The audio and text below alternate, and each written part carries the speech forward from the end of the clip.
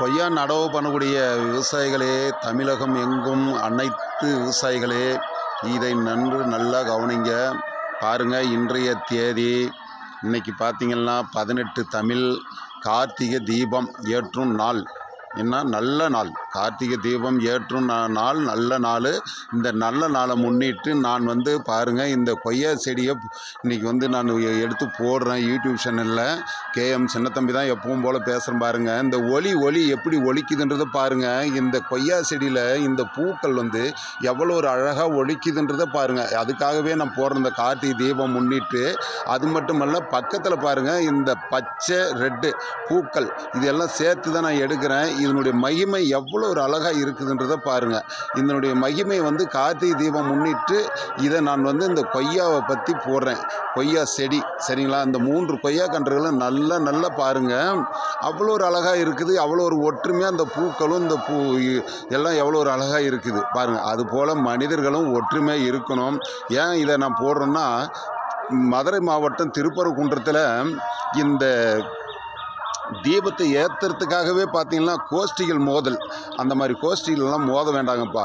கண்டிப்பாக சொல்கிறேன், முன்ன கஷ்டப்பட்டு வாழ்கிறதுக்கு வழி தேடுங்க சரிங்களா. வருமானத்துக்கு வழி தேடுங்க. அதை விட்டுட்டு சாமி கும்பிட்றதுக்கெல்லாம் நம்ம அடிபட்டோம்னா அதுக்கு அர்த்தமே கிடையாது.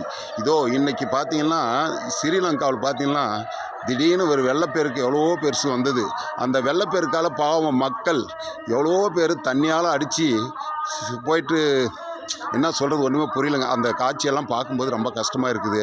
ஒவ்வொரு வருஷமும் இதுக்கு முன்னர் 2 வருஷம் பார்த்திங்கன்னா கேரளாவில் அதே போல் நடந்தது. அங்கே எத்தனையோ கிராம மக்கள் இறந்து போனாங்க. இப்படியெல்லாம் போகுது. உயிரோடு இருக்கிற மனுஷன் ஒற்றுமையாக இருக்கிறதுக்கு வாழ தெரிஞ்சுக்காங்கப்பா. பாருங்கள், எவ்வளோ ஒரு பசுமையாக காட்டுறேன் பாருங்கள். இந்த பசுமையை பார்க்கும்போது உங்களுக்கெல்லாம் பசி தீரணும். அது போல் நான் காட்டுறேன். இதை பார்க்கும்போது நிறைய பேர் ஒருத்தருக்கு ஒருத்தர் ஷேர் பண்ணுங்கள், லைட் போடுங்க. சின்னத்தம்பிக்கு இது ஒரு நல்ல ஒரு இதுக்காக நான் போடுறேன். கார்த்திகை தீபத்தை முன்னிட்டு ஒற்றுமையாக இருக்கணும். அதுக்காக தான் இதை நான் போடுறேன். என்ன ஒற்றுமையாக இருக்கணும். இந்த வெள்ளைக்கும் சிவப்புக்கும் பச்சைக்கும் என்ன வித்தியாசம் சொல்லுங்கள் நீங்களே. சரியா, ஒரு வித்தியாசம் கிடையாது. எல்லாம் ஒற்றுமையாக இருக்காங்க. அதுபோல் மனிதனும் ஒற்றுமையாக இருக்கணும். இதுதான் கேஎம் சின்னத்தம்பி கேட்டுக்கொள்கிறேன். இது ரொம்ப எனக்கு யாராவது பிடிச்சவங்க உடனுக்குடனே ஒருத்தருக்கு ஒருத்தர் சேட் பண்ணுங்கள். அது மட்டும் இல்லை, உங்களுடைய குரூப்புகள் இருந்தால் அந்த குரூப்புகள்லையும் ஷேர் பண்ணுங்கள். எல்லாமே பகிர்ந்துக்கணும். ஒற்றுமை இருக்கிறதுக்காக இதை போடுறேன் சின்னத்தம்பி. இது நான் பார்த்திங்கன்னா 42 வருஷமாக இந்த நர்சரியை வச்சு நடத்திட்டுருக்கிறேன். மக்கள் ஒற்றுமையாக இருக்கணும். ஒவ்வொரு வாரத்தில் நான் சொல்கிறேன், அதாவது எவ்வளோ யாரோ எதோ பேசுகிறாங்க. குறைஞ்சபட்சம் ஒரு வாரத்தில் 400 கிலோமீட்டர் 500 கிலோமீட்டர் நான் இந்த செடியை கொண்டு போய் ஒவ்வொரு விவசாயிகளுக்கும் நேர்முகமாக கொடுத்துட்டு வரேன். ஏன்னா நான் 40 வருஷமாக இதை செஞ்சுட்டே தான் இருக்கிறேன். அதனால் எல்லா ஊர் மக்களும் எனக்கு தெரியும். எல்லா கிராமத்து மக்கள், நகரம் எல்லாமே தமிழ்நாட்டில் மூளை முடக்கு அத்தனையும் எனக்கு தெரியும்.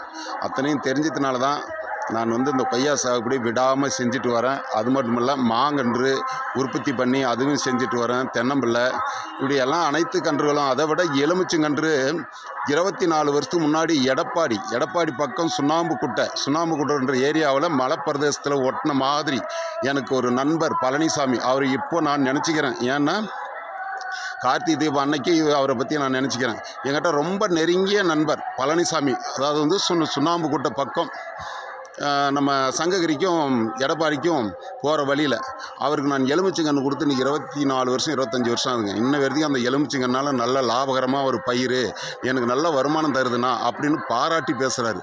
அதுபோல் ஒரு பாராட்டில் வாழுங்க மக்களே. இப்படிக்கு சின்னத்தம்பி இன்னும் எதோ சொல்லலான்னு நினச்சேன். இது ஏன் போடுறேன்னா, இந்த மதுரையில் நடக்குது பாருங்கள், திருப்பரங்குன்றம் தீபம் ஏற்றுறாங்கல்ல, அதில் ஒரு பெரிய பிரச்சனையை உருவாக்கிட்டு இருக்காங்க. அதுக்கு வேண்டி தான் இதை போடுறேன். இப்படிக்கு சின்னத்தம்பி வணக்கம், காலை வணக்கம்.